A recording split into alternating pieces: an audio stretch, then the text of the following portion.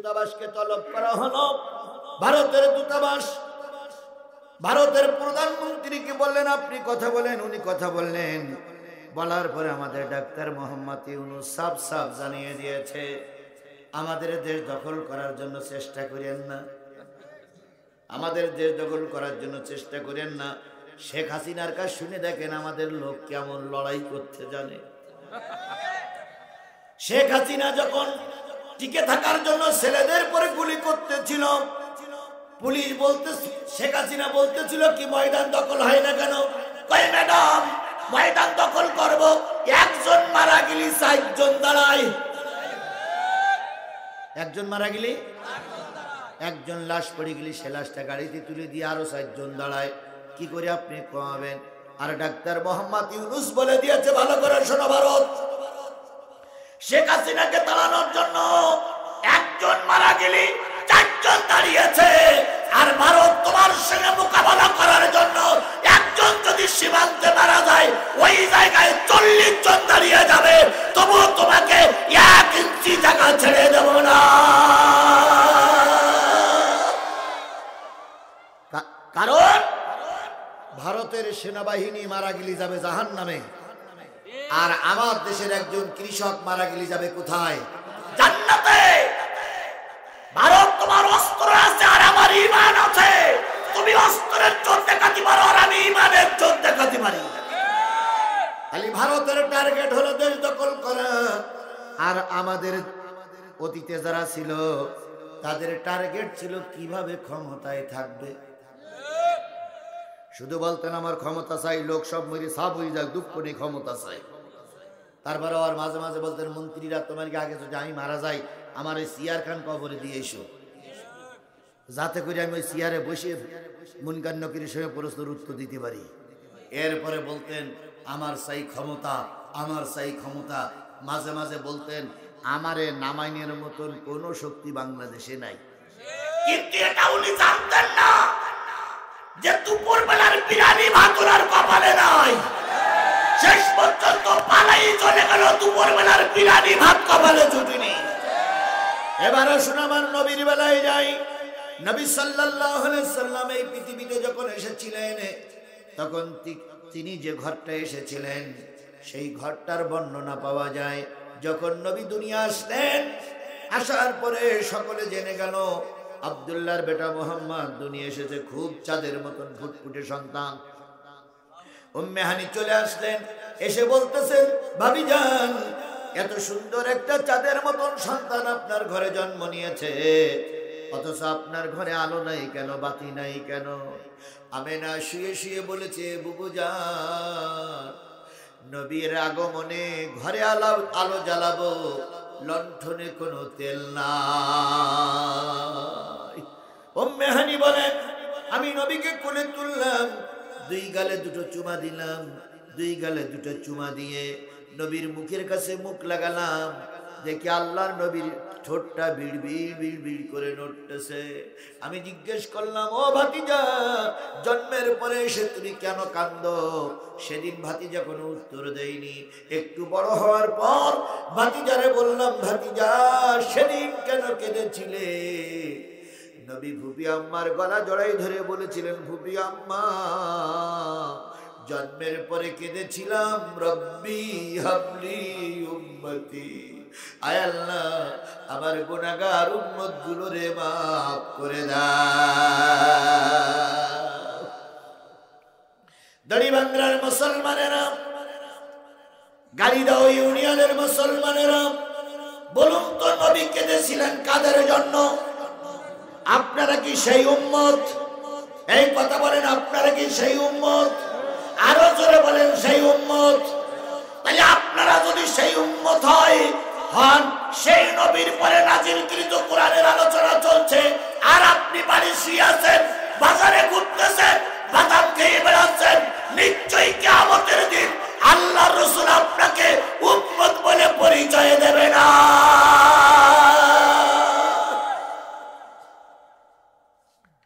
যে লোকগুলো দাঁড়াই আছেন তারাও কি নবীর উম্মত?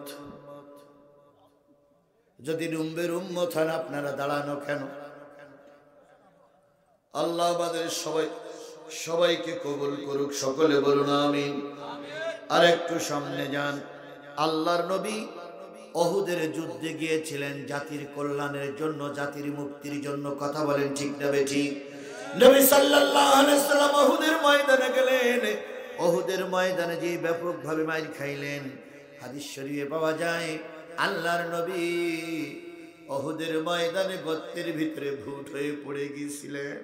হেলমেট ভেঙে গেছে, গায়ের হেলমেট ভেঙে কড়া ভিতরে ঢুকেছে, দাঁত ভেঙে গেছে, দান ভাঙা নবী, দাঁত ভাঙা নবী, কড়া ভাঙা নবী, কড়া ভিতরে ঢুকে পড়া নবী গর্তের ভিতরে কি হয়ে পড়ে আছেন? ভূত হয়ে।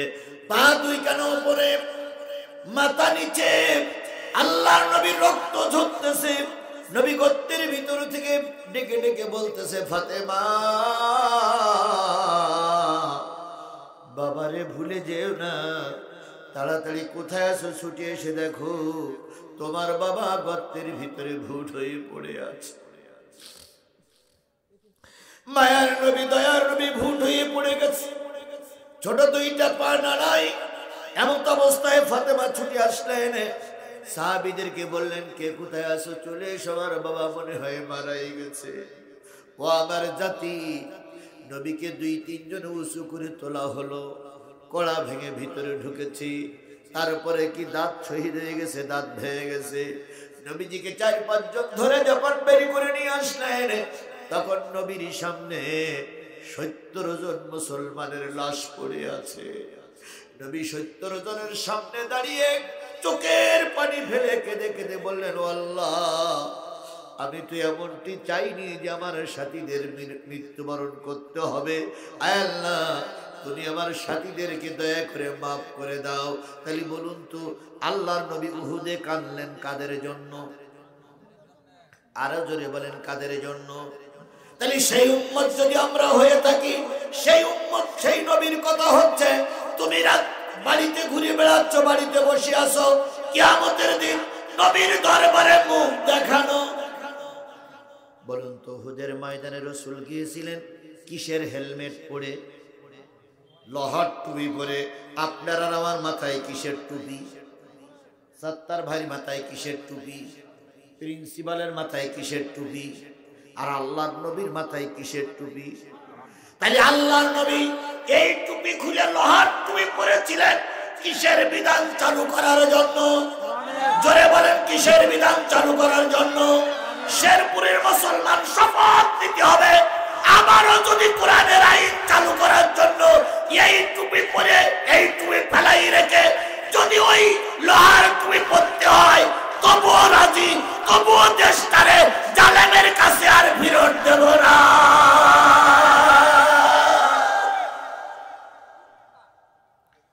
একমত? সবাই একমত? আমি জামাটা পরে আসি, কিসের জামা? কাপড়ের জামা। এটা টেট্টন হতে পারে, পলিস্টার হতে পারে, সুতি হতে পারে, লংকলাত হতে পারে। আর নবী জামা পরেছিলেন লোহার জামা। বলুন তো, আমার সেই নবী ভালো না খারাপ? তাহলে সেই নবী দিন প্রতিষ্ঠার জন্য কিসের জামা পরলেন? শেরপুরের মুসলমানেরা সময় আসতেছে, এমনও হয়তো হতে পারে সব বাতিলেরা এক হয়ে গেছে, টুপিওয়ালারা এক প্ল্যাটফর্মে আছে, ওরা আক্রমণ করবে। সেদিন হয়তো এমন হতে পারে পাঞ্জাবি খুলে লোহার জামা পরা লাগতে পারে। এখন যদি পাঞ্জাবি খুলে লোহার জামা পরা লাগে, প্রত্যেকই রাজি আছেন? সবাই মিলে প্রত্যেকই রাজি আছেন? যদি রাজি থাকেন, তাহলে বুঝতে হবে আপনি আমি নবীর উম্মত। আমরা সহজ সহজ উম্মত, সহজ সহজ কাজগুলো খুঁজে বেড়াই। মেসওয়াক করা সুন্নত, মিষ্টি খাওয়া সুন্নত, থাল চেটে খাওয়া সুন্নত, দাড়ি রাখা সুন্নত, টুপি পরা সুন্নত, এগুলো যেমন সুন্নত, এর চাইতে বড় সুন্নত হচ্ছে দিন কায়েমের জন্য রাজপথে রক্ত দেওয়া। তুমি মেসওয়াক করা ফজিলত তো জানো, খাওয়ার শেষে মিষ্টি মুখের হাদিসটাও মানো। শুধু হক কথাটা উচ্চ স্বরে বলতে পারো না, অন্যায় দেখে বারুদ হয়ে জ্বলতে পারো না। কেমন মুসলমান তুমি একটু বলো না, কেমন তোমার ঈমান একটু ভাবো না। তুমি যেই কালেমার দাওয়াত দিলে হাদিয়া তোহফা মেলে, দেখো সেই কালেমার দাওয়াত দিয়ে কত জনাজি জেলে। তুমি যেই কোরআনে রস করিলে বুকেতে নাই তুলে, দেখো সেই কোরআনের ব্যাখ্যা লিখে কেউ ফাঁসিতে ঝোলে। তুমি ভাঙনের খেলা খেলতে জানো, গড়তে জানো না, অন্যায় দেখে বারুদ হয়ে জ্বলতে পারো না। কেমন মুসলমান তুমি একটু বলো না, কেমন তোমার ঈমান একটু ভাবো না। আমার ভাইয়েরা, তাহলে রসুল জন্মের পরে কাঁদলেন উম্মতের জন্য, উহুদের ময়দানে কেঁদেছেন উম্মতের জন্য, এখন কবরে শুয়ে শুয়ে কাঁদতেছেন কাদের জন্য? কিয়ামতের দিন কাঁদবেন কাদের জন্য? তাহলে আমরা যদি সেই নবীর উম্মত হই, তাহলে সেই নবীর নাম শোনার পরে দুরূদ শরীফ পড়া দরকার আছে না নাই? কারোর জবান বন্ধ থাকবে না, সকলে মিলে বলছি সাল্লাল্লাহু। বন্ধুগণ বলুন তো, এই পৃথিবীর সবার উপরে যিনি, তিনি কে? আল্লাহর উপরে আর কেউ আছে? তাহলে আল্লাহ আমাদের কি? রব। আল্লাহ আমাদের কি? তাহলে আল্লাহ সমস্ত পৃথিবীর সবার চাইতে উপরে। এবার বলুন তো, পৃথিবীর সবচেয়ে ভালো মানুষটির নাম? মুহাম্মদ।